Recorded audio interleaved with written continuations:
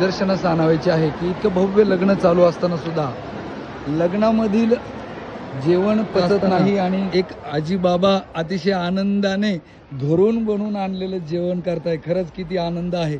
आणि या वयामध्ये दोघं एकमेकांची बहीण भाऊ एकमेकांची किती काळजी घेत आहेत याचं खूप. आणि बघा तिसरा भाऊही ठिकाणी उपस्थित झाले. वा क्या बात आहे. खरं तर आपल्या मराठी संस्कृतीमध्ये कुटुंब व्यवस्था किती दृढ असते आणि कुटुंबातील नाते किती महत्त्वाचे असतात हे दाखवणारा हा क्षण या तीनही बहीण भावांसाठी खरंच खूप खूप धन्यवाद आणि शुभेच्छा.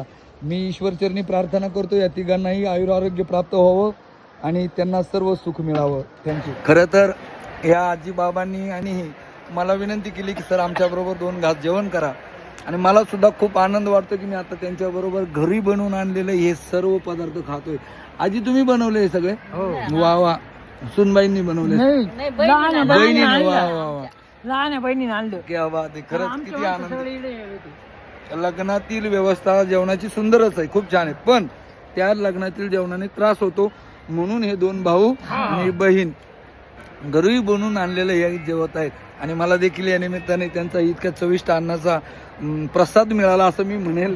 Thank you very much. हो, खातो.